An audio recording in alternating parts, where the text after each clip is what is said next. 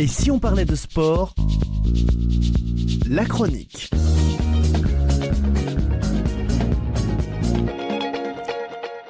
Bonjour à toutes et à tous et bienvenue dans l'émission spéciale Résultats. Et si on parlait de sport numéro 126, votre rendez-vous hebdo pour faire le plein d'exploits, de scores et de performances venus des quatre coins du monde. Bon lundi à tous pour ceux qui nous rejoignent. Cette semaine encore, des athlètes tricolores ont brillé dans toutes les disciplines de la montagne au parquet, en passant par les terrains, les filets et même les océans. Installez-vous confortablement, montez le son et c'est parti pour 10 minutes de pur sport. Alpinisme, on démarre par un sommet dans tous les sens du terme. Sophie Lavaux devient la première française à gravir l'Annapurna 4, 7525 mètres au Népal. Après une tentative infructueuse au printemps, elle a trouvé la force de repartir à l'assaut, réussissant une ascension en hommage à deux légendes, Louis Lachenal et Maurice Herzog, les premiers à avoir atteint l'Annapurna en 1950. Un exploit à la fois sportif et symbolique. On redescend un peu sur les parquets avec du badminton direction l'Allemagne pour le Super 500 où le jeune français Alex Lanier s'est arrêté aux portes de la finale, battu en 3-7 par l'Indonésien Jonathan Christie, 18-21, 21-19 et 21-9. Mais la belle surprise vient du double dames, les Françaises Margot Lambert et Camille Pognant, associées depuis à peine un an, s'offrent une victoire éclatante face aux Taïwanaises Youssou et Lin, 21-16 et 21-10, un duo à suivre de très près. Du badminton, on passe au tennis de table. Montpellier vibrait pour le WTT Champions. Simon Gauzy n'a pas réussi à confirmer son exploit qu'il avait réalisé face à Félix Lebrun. Il s'incline en quart de finale face au japonais Sora Matsushima. Son compatriote Alexis Lebrun, lui, a tenu jusqu'en demi-finale avant de céder face au suédois Truls Moregard. Et chez les dames, Privika Pavad a montré une vraie combativité face à Miwa Harimoto, malgré une défaite en 5-7, des performances quand même solides et une semaine prometteuse malgré tout.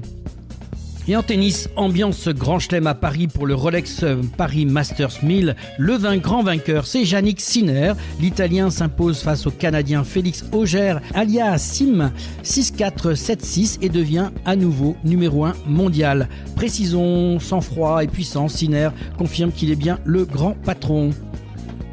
Basket 3-3, le Masters d'Abu Dhabi a souri à l'équipe toulousaine de basket 3-3, 5e du tournoi. Un classement qui leur ouvre les portes de la finale mondiale à Manama, Bahreïn, les 21 et 22 novembre prochains. Les Toulousains poursuivent leur ascension dans le Gotha mondial du 3-3. Basket féminin avec l'Euroleague, carton plein pour les clubs français. Bourges écrase Prague 78-43. Charleville-Mézières s'impose face à Sopron 72-62 et Basketland arrache la victoire contre Saragosse 65-63. Et en boulangère Wonder League, Basketland encore frappé fort avec un succès à Lattès Montpellier après une prolongation 76-75, tandis que Charleville-Mézières a dominé Toulouse sans trembler 73-49. Du basket toujours avec les hommes en Euroleague, semaine contrastée pour les clubs français. Villeurbanne s'incline à Belgrade 79-65, puis à Kaunas 96-59. Paris Basketball chute contre l'Efes à 80-90, puis à Milan 86-77. Seul Monaco sort la tête haute avec deux victoires face à l'Olympiakos 87-92 et au Panathinaikos 92-84. En National 1, Toulouse a arraché une super victoire sur le parquet de Vitré après prolongation 104-101. Handball féminin, en Ligue des Champions, Metz a subi la loi du géant Dior 31-27, mais Brest continue son parcours parfait avec une 6e victoire en 6 matchs, cette fois face à Podravka 33-25. Les Brestoises impressionnent. En handball toujours, mais les masculins, match de préparation qui a réussi pour les Bleus, victoire 38-28 face à l'Italie à Pau, de bon augure avant le championnat d'Europe en janvier. Volleyball féminin, en Saforel Power 6, le Canet s'impose face à Béziers 3-1, tandis que Saint-Dié domine France Avenir, donc 3-0. Volleyball masculin en Marmara Spike League, les émotions se succèdent. 2 journées disputées cette semaine, la 3e et la 4e. 7 bat Chaumont 3-0, Paris résiste à Toulouse 3-2, Tours domine Narbonne 3-0 et Montpellier poursuit sa série invaincue face à Tourcoing 3-0. Mais quelques jours plus tard, Montpellier chute à Plessis-Robinson 3-2. Tourcoing s'impose à 7. Toulouse décroche la première victoire face à Saint-Nazaire. Et Narbonne s'en sort au tie-break contre Nice. Du football avec les féminines en Ligue des Nations. La France a été tenue en échec par l'Allemagne de partout après une défaite à l'aller 0-1. Les Bleus manquent la finale, mais la fin du match a montré un vrai caractère collectif. Elles devront retrouver pour la 3e place les Suédoises. En football masculin, Ligue 1, Toulouse arrache un nul face à Rennes de partout.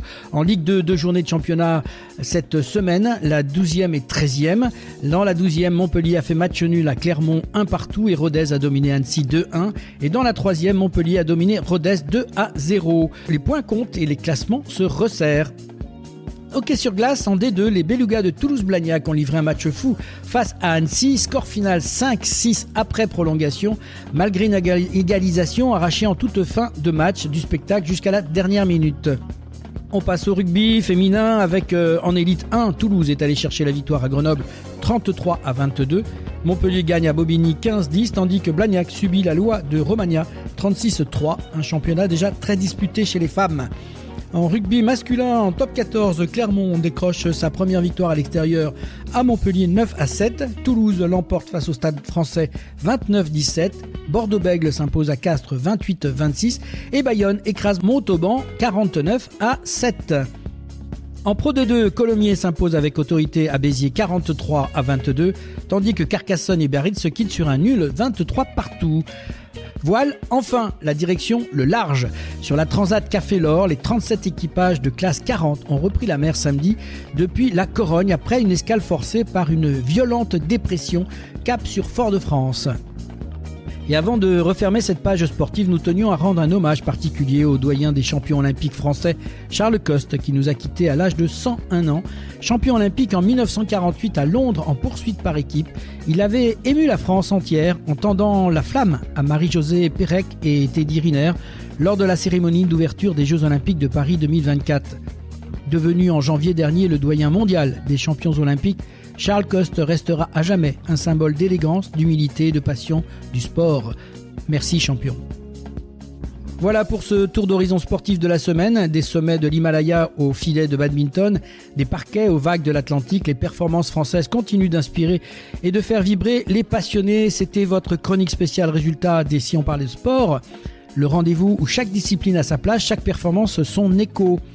On se retrouve la semaine prochaine pour de nouveaux résultats et tout de suite, place à l'agenda sportif du lundi 2 au dimanche 9 novembre. Le sport se vit, se partage et se dialogue. Le 5 novembre, rendez-vous à Toulouse au cinéma Pathé Wilson pour le forum Dialogue Sport 2025. Une journée exceptionnelle pour échanger, débattre, construire le sport de demain. Autour de 4 temps forts, le bénévolat sportif, les infrastructures sportives, le sport scolaire et universitaire et les métiers du sport. Et ce n'est pas tout, l'équipe de l'émission Et si on parlait de sport sera sur place pour une édition spéciale Et si on dialoguait sport, le débrief. Participez, rencontrez, vibrez. Toutes les infos sur la page LinkedIn Dialogue Sport. Dialogue Sport 2025, c'est vivre, aimer et communiquer sport. Et c'est parti pour un tour d'horizon complet des rendez-vous sportifs de la semaine à ne pas manquer. Une semaine riche, rythmée, intense avec de la voile, du foot, du basket, du tennis, du rugby et même un peu de BMX freestyle. Alors accrochez-vous, on file tout de suite vers les grandes lignes de ce qui vous attend. Jusqu'à mi-novembre, cap sur l'Atlantique avec la suite de cette 17e Transat en double Café l'Or, le Havre-Normandie. Les duos ont repris la mer depuis le Havre le 26 octobre, direction Fort-de-France, en Martinique, des conditions soutenues, un parcours exigeant. Bref, la grande aventure océanique continue.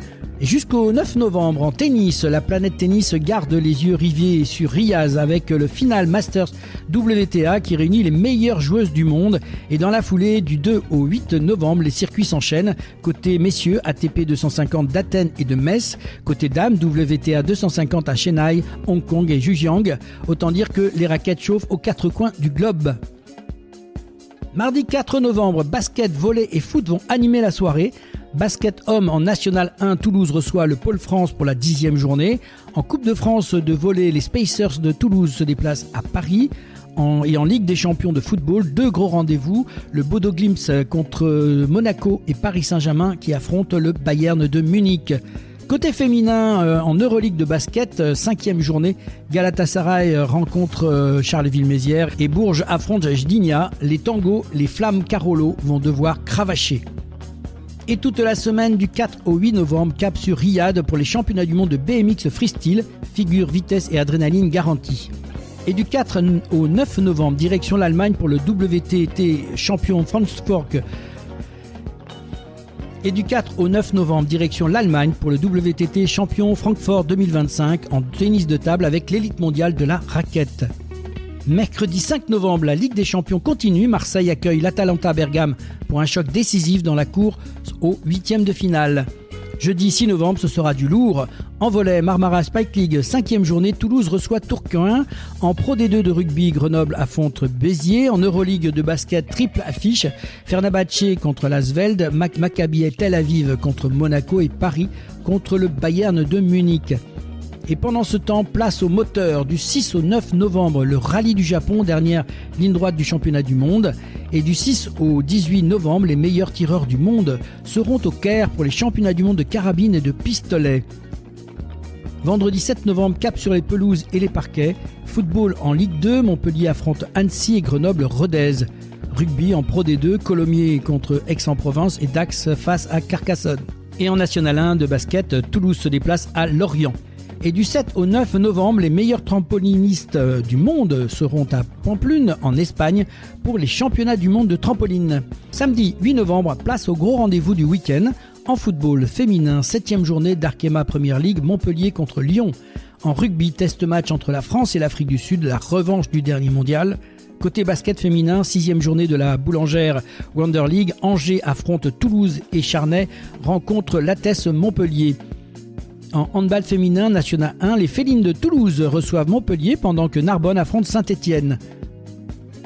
En hockey sur glace, 6e journée, les Belugas de Toulouse-Blagnac accueillent Vaujany. Et sur les parquets de volley masculin, 5e journée de la Saforel Power 6, 7 se déplace à Nice, Montpellier reçoit Tours, Narbonne se déplace à Paris et Toulouse à Tourcoing.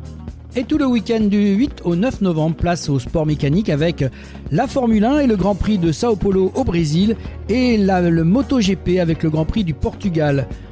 Dimanche, la semaine se conclut sur les pelouses. Football en Ligue 1, Lorient affronte Toulouse. En D2 féminine, 7e journée, Nice reçoit Rodez et Toulouse reçoit Reims. Et en élite 1 féminine de rugby, 4e journée, Blagnac sera opposé à Lille, Toulouse à Lyon et Montpellier à Romagna. Du haut niveau, de la passion et un vrai dimanche de sport. Et voilà, la semaine s'annonce intense entre les voiliers en Atlantique, les raquettes qui s'entrechoquent et les paniers qui s'enchaînent, les moteurs qui rugissent et les amateurs de sport auront de quoi vibrer. Alors profitez-en, suivez vos équipes, encouragez vos clubs locaux. Et n'oubliez pas, mercredi 18h, place à Et si on parlait de sport, l'émission 126, un grand format plein d'émotions, d'analyses et de coulisses avec nos consultants et nos invités. On vous raconte de très belles histoires. Première mi-temps, direction les pistes et les quilles pour un épisode placé sous le signe de la précision et de la performance. Nos invités Solène Goron et Gaëtan Mouverou de l'équipe de France de bowling reviennent sur leur superbe parcours à la Coupe d'Europe des champions à Vienne. Au programme, passion, haut niveau, vie de couple et ambition mondiale avec Hong Kong, une première mi-temps pleine de strikes et d'émotions. Deuxième mi-temps, cap sur les terrains de rugby pour une histoire de famille et de courage. Rencontre avec Amélie et Léa Mahé, mère et fille, championne de France de Fédéral 2 avec Toulouse, Université Club. Une première dans l'histoire du rugby français, entre partage, transmission et dépassement de soi.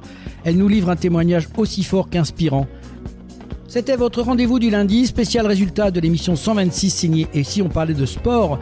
On se retrouve très vite pour de nouvelles émotions, de nouveaux exploits, ici dans Et si on parlait de sport. Et je vous souhaite une excellente semaine à toutes et à tous et surtout, vive le sport.